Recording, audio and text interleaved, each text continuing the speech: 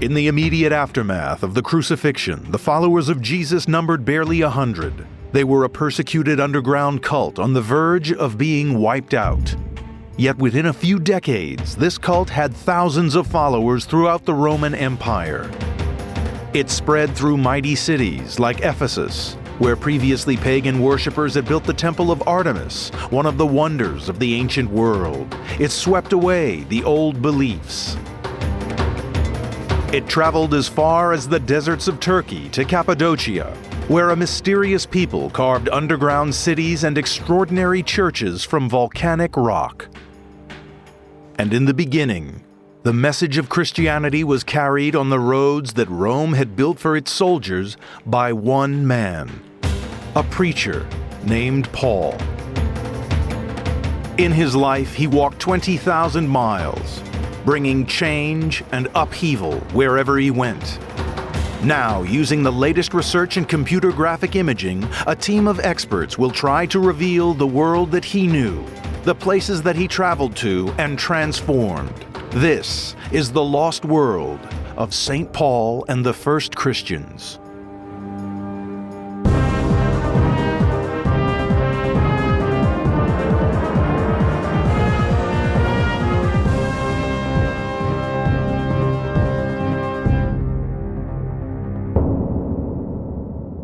(36 AD) in the city of Jerusalem, Jewish leaders are doing everything in their power to crush a dangerous new cult, the cult of Christ. Just 3 years after Jesus' crucifixion, only a handful of his followers survives. If they can all be killed, their religion will die too. A conservative Jewish teacher presides over this persecution. His name is Saul, and he personally supervises the execution by stoning of one of the Christian leaders. Yet in time, this man will become Jesus' greatest messenger. More than half of the New Testament is made up from his writings. Many argue that without him, there would be no Christianity. Saul became Paul, and he shaped our world.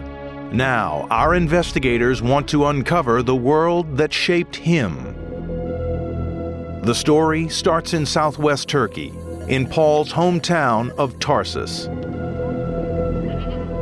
It's still a busy town today, but historian Mark Wilson wants to find traces of the city that Paul knew, and which helped mold an extraordinary character.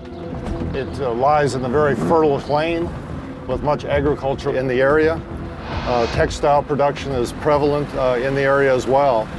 So as you look around Tarsus today, it's a very prosperous and booming city. It's become a site of Christian pilgrimage. This is the area in Tarsus where Paul lived, and all pilgrims to the city visit this area. It's widely believed that this well was in use 2,000 years ago and that St. Paul drank its water. This would have been a water source for his family. Because of this, many people believe this is holy water in the well. There's little in Paul's own writings about his hometown, but other sources reveal a striking and significant fact. Tarsus once stood on the shores of the Mediterranean. The sea has since receded several miles, but this was once a major port. In the first century, it was a very bustling city on a major crossroads, and also a noted university town, the Athens of the East. And just 1 block from Paul's well, new evidence is emerging that gives us new insight into life here at that time. Recent building works were halted when workers found ancient ruins buried right beneath the town's center. Examining the find, the archaeologists realized that they were looking at a row of stores, an ancient mall dating back to the 1st century, Paul's time.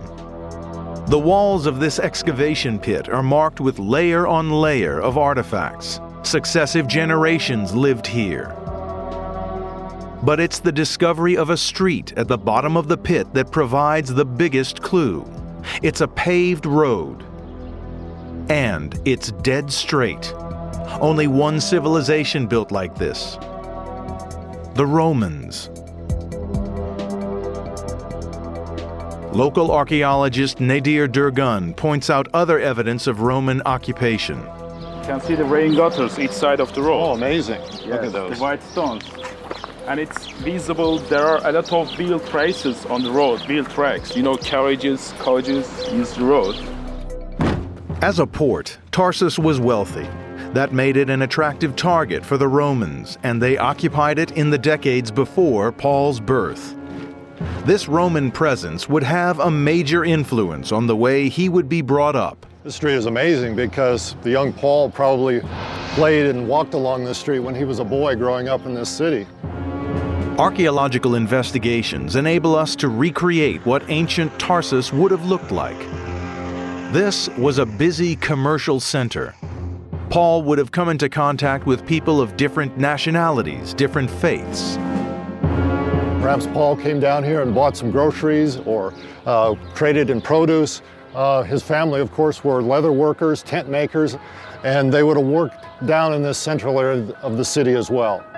Tradition has it that his family were craftsmen and traders. They certainly had the means to give him a privileged education. He's raised a strict Jew and called by the Jewish name of Saul. But he's also a Roman citizen, something which will prove advantageous throughout his life. And he's taught Greek, the ancient international language of diplomacy. He grows up part of the establishment, a member of a learned Jewish elite. His first taste of travel is to Jerusalem. He goes there as part of his education. And this is where he first encounters the followers of Jesus, a young revolutionary teacher whose popular support makes him a major threat to the authorities. To Saul, Jesus is the enemy. In fact, he was so zealous that he was involved in persecuting this new cult of people who were following Jesus as the Messiah. There's no evidence that Saul ever met Jesus, but we know he considered his teachings blasphemous. And after the crucifixion, he devoted his life to wiping out his followers. This was basically a nascent group that was forming in cities throughout Palestine, and Paul thought if he could kill and deprive these communities of their leadership, perhaps he could snuff out this new religion.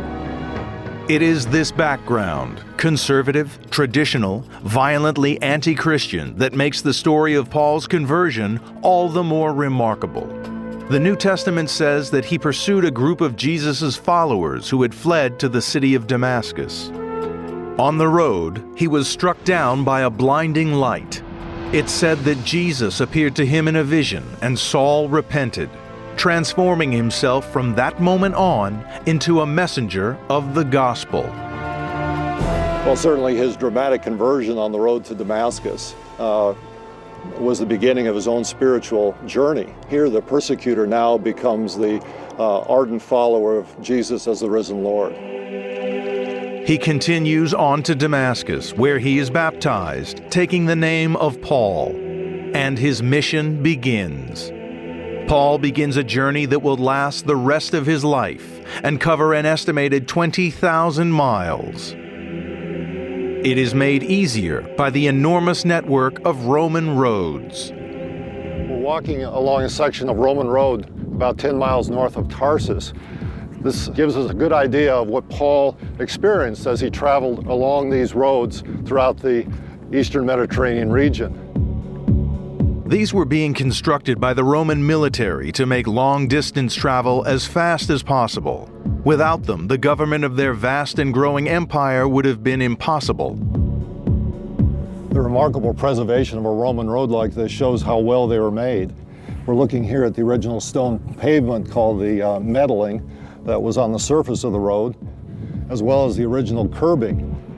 Roman roads are built to a strict formula. First a trench is dug, then packed with boulders and sand to make a solid base.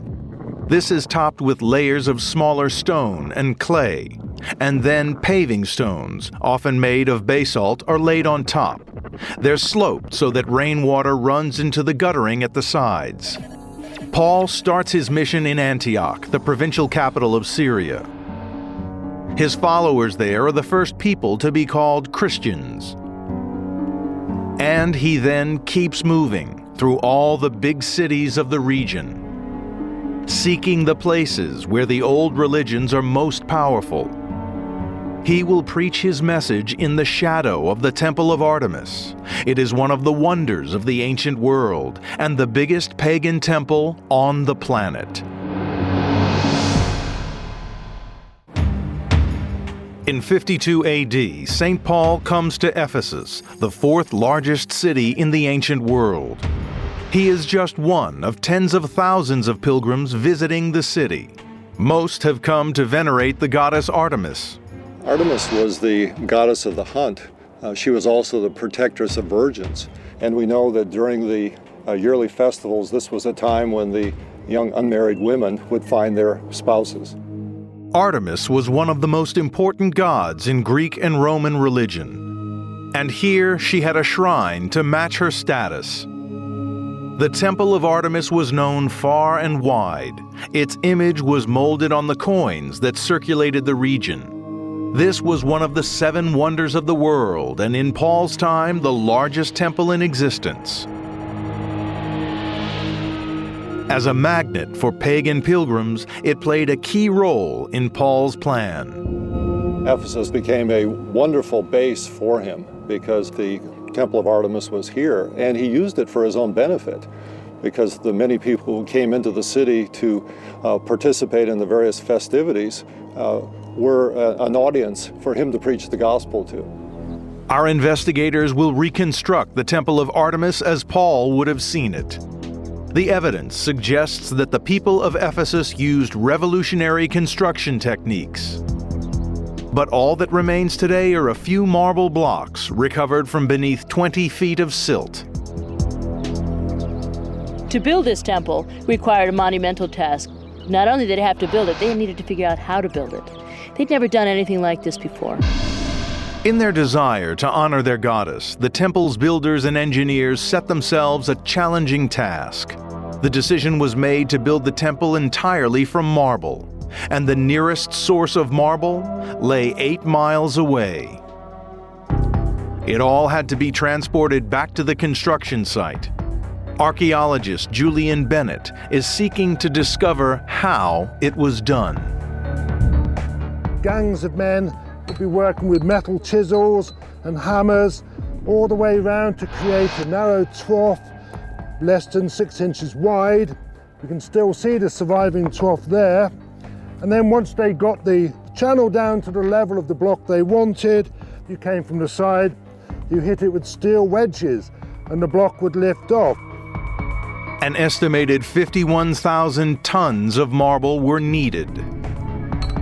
The Ephesians didn't do the hard work themselves. They delegated it to slaves and criminals. The common punishment for crime was to be sentenced to work in the quarries. You weren't expected to live too long, and you probably didn't. Once they'd carved out the blocks, they still had to get them to the temple construction site. In the 21st century, quarrymen rely on heavy machinery. A few hundred yards from the ancient quarry, gray marble is still being extracted from the same site. The average block is 13 tons, about the same size as the blocks used to build the Temple of Artemis.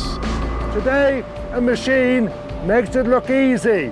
When the temple was built, sheer manpower. But the temple architects used all their ingenuity to speed up the process. They invented a method that would make them better stone movers than even the Egyptians. They turned the square blocks into wheels. Wooden cradles were built around the cut rock so that it could easily be rolled the 8 miles into town. Once they had the raw materials, they could set about building one of the greatest temples the world has ever seen. In its heyday, it would attract more pilgrims than the Temple of the Jews in Jerusalem. Today, the site where it once stood is a flooded marsh. It's hard to imagine why such a huge temple would be constructed here, on a piece of land no modern builder would touch. The Roman historian Pliny claims the marshy ground was chosen as a precaution against frequent earthquakes. It would cushion the tremors. Another theory is that a meteor